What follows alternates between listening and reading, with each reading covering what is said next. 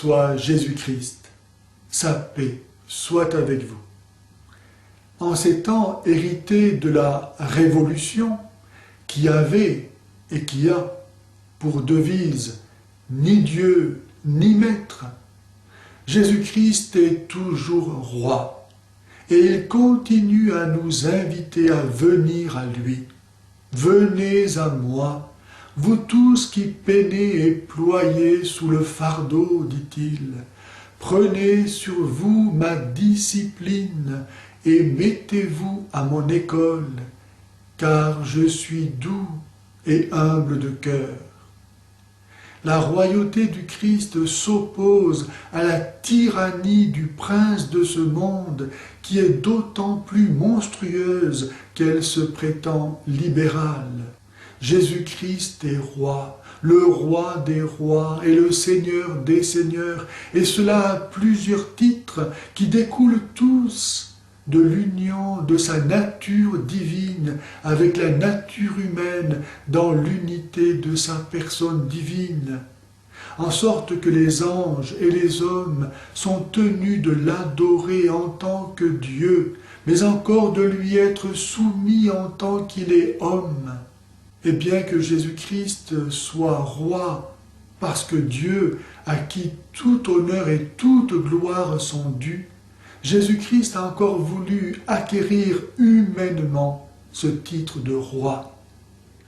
Jésus-Christ est roi à 4 titres. Le premier, Jésus est roi par nature. Sa nature divine étant source et providence de tout ce qui existe lui est donc nécessairement soumis. Tout ce qui existe par lui et pour lui. Deuxième titre, Jésus-Christ est roi par hérédité, étant de la descendance du roi David, à qui Dieu a fait la promesse d'un royaume qui ne passera jamais.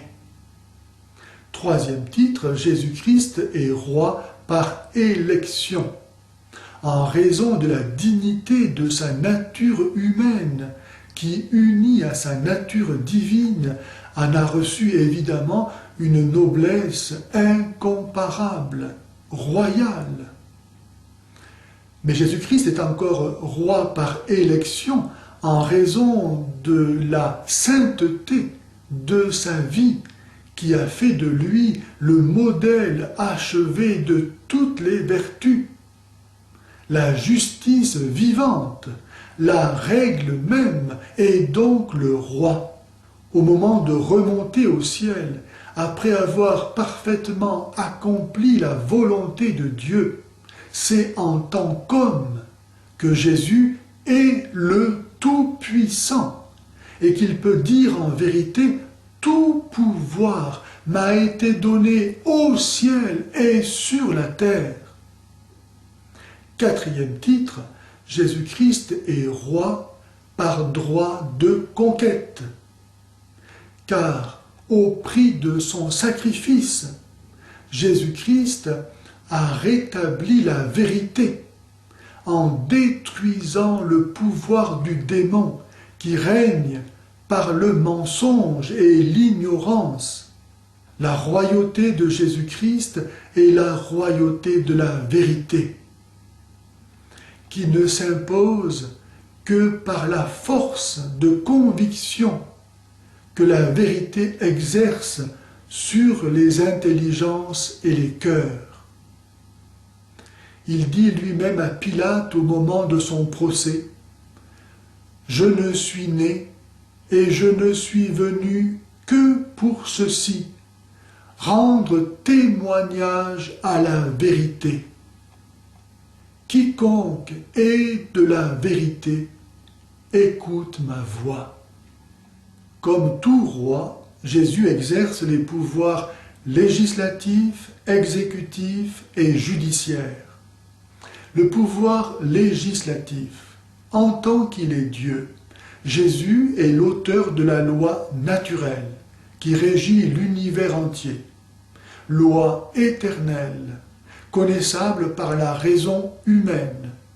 Connaissance qui est à la base de toutes les législations humaines, lesquelles n'ont d'autorité que pour autant qu'elles concourent réellement à l'accomplissement des desseins conçus par le Créateur. Jésus-Christ, en tant qu'homme, a exercé son pouvoir législatif parce qu'il s'est lui-même soumis à la loi et l'a ainsi confirmé. Il a aussi redressé l'interprétation que donnaient les légistes de son époque de la loi, expression de la volonté de Dieu. Mais il a encore donné de nouveaux commandements. Par exemple, le devoir de célébrer l'Eucharistie. Faites cela en mémoire de moi. Ou bien le devoir de nous aimer les uns les autres comme il nous a aimés. Ainsi, Jésus a exercé son pouvoir législatif dans l'ordre naturel par la loi naturelle et dans l'ordre surnaturel par le don du décalogue et de la loi nouvelle et éternelle de l'Évangile. Si vous m'aimez, vous garderez mes commandements. Le pouvoir judiciaire. Nous confessons dans le credo que Jésus reviendra pour juger les vivants et les morts. Le Père, qui est juste, a voulu que les hommes soient jugés par un homme véritable, le Christ Jésus, ayant connu comme nous les difficultés de cette vie. Et si le pouvoir judiciaire du Christ doit s'accomplir en plénitude lors du jugement dernier, le Christ n'en possède pas moins le pouvoir de récompenser ou de châtier les hommes dès cette vie. L'enseignement de l'Église condamne donc celui de ceux qui prétendent que le Christ ne saurait châtier ses sujets même ici-bas. Mais si le Christ ne devait pas châtier les hommes, pourquoi devrait-il les récompenser ou exaucer leurs prières? Sainte Jeanne d'Arc, Notre-Dame des Victoires sont là, par exemple, pour nous rappeler que le Christ ne se désintéresse pas de la marche de l'humanité. Cette hérésie qui prétend si bien séparer le pouvoir temporel du pouvoir spirituel est appelée le laïcisme. Et c'est pour la contrer que le pape Pie XI a institué la fête du Christ roi.